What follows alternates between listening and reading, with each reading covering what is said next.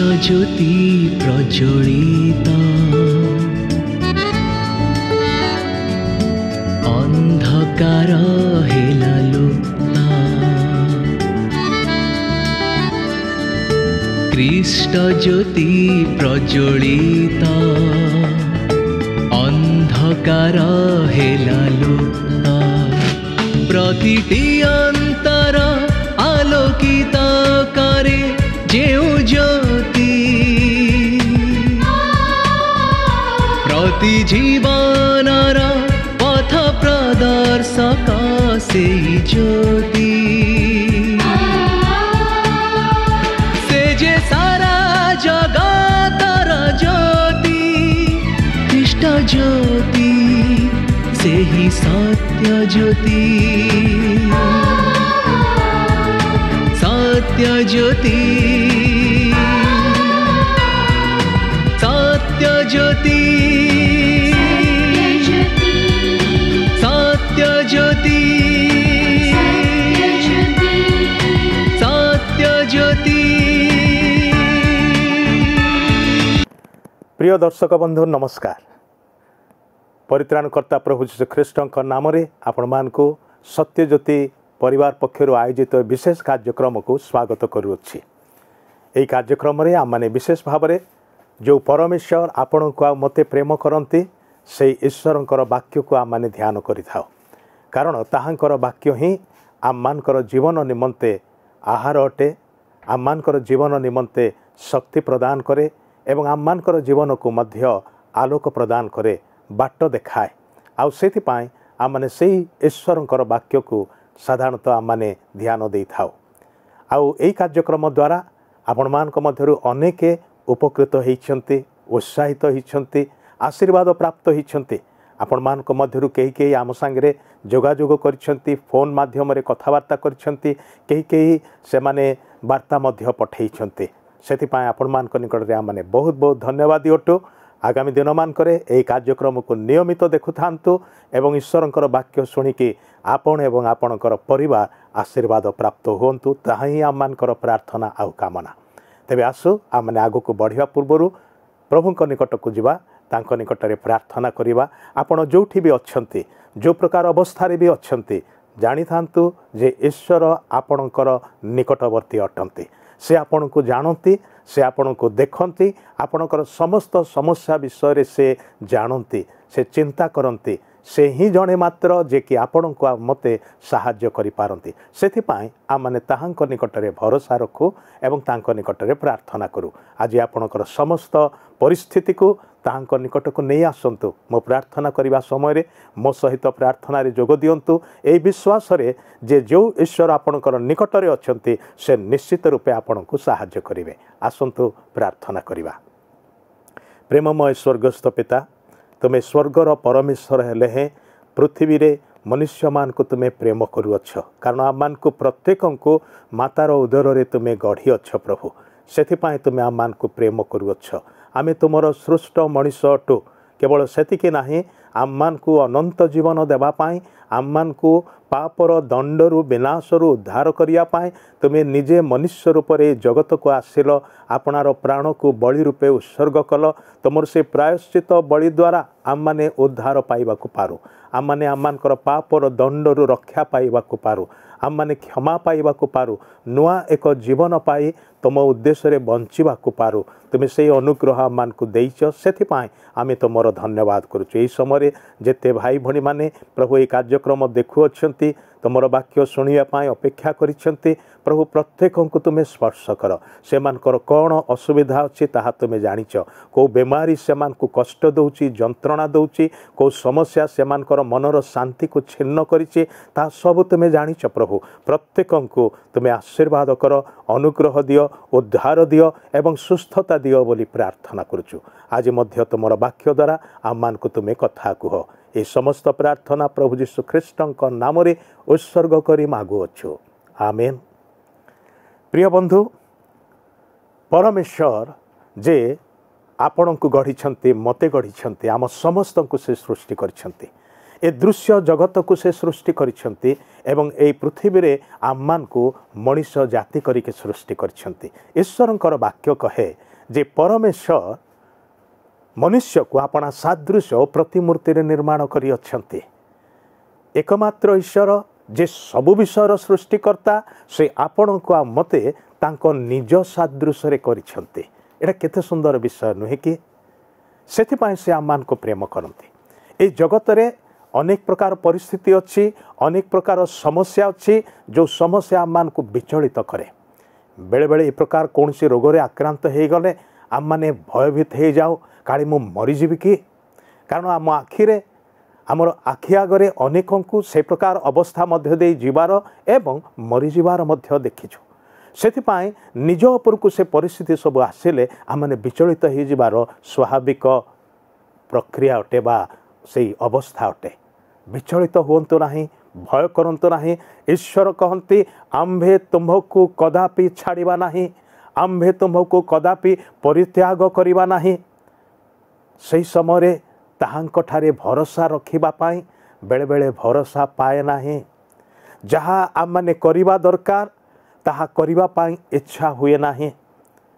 केबे एमिति भाबिछंती कि जे मु प्रभुंक निकटरे प्रार्थना करले मोर उपकार हब यह मु जानिछि, मात्र मोर परिस्थिति मते उत्साहित करू नाही। मोर परिस्थितिर चाप मते एमिति विषादग्रस्त करि पकैछि, निराश करि पकैछि, निरुत्साहित करि पकैछि, मते प्रार्थना करिबा को इच्छा हो नाही। आमे जानिछु ईश्वरंकर वाक्य रे सुंदर प्रतिज्ञा मान अछि आ से आम मान को से प्रतिज्ञा वाक्य को देइछंती। से प्रतिज्ञार अर्थ कौन? मो निकटरे प्रार्थना कले मु तुमको उत्तर देबी, मते कहिले मु तुम पाई कार्य करिबी। ईश्वर निजको से प्रतिज्ञा रे आबद्ध करिछंती। किंतु यह जानिकी मध्य बेले बेले आमे तांकर वाक्य को ग्रहण करने को चाहू ना। परिस्थितिर चाप आमको बांधिकी रखे। भाई भौणी माने गोटे कथा कहवाई चाहे, आपणकर भावना, आपणकर अनुभव, आपणकर परिस्थिति जहाँ किछि हेई थाउ ना कहीं आमर परिस्थिति, आमर अवस्था ईश्वर को केबे भी बदलाए नाही। ताहांकु उणा कि अधिक करे नाही, ताहांकु बलवान कि दुर्बल करे नाही। ईश्वर विषय गोटे कथा निराट सत्य ताहा होछि कौन? से बदलते नाही, से अपरिवर्तनीय परमेश्वर अटंती। सब किछि बदली जाए, समय बदले, परिस्थिति बदले, जीवन बदली जाए, मात्र ईश्वर अपरिवर्तनीय रहंती। सेथिपाई जेहेतु से बदलते नाही, आमे तांको उपरे भरोसा रखि पारिबा, आमे तांको ठारे निर्भर रखि पारिबा। से जहा कहंती ताहा करंती। सेथिपाई विपदरे पड़िबा समय, असुस्थतारे पड़िबा समय, समस्या मध्य दे जीवा बेले ताहांको ठारे भरोसा रखिबा जदिबा से परिस्थिति आम मान को उत्साहित करे नाही ताहा करिया पाई। मु सेथिपाई कहिया पाई चाहे जेतेबेले आमको इच्छा हुए ना यह करने से समय आम मैंने ताहा नितांत करवा दरकार।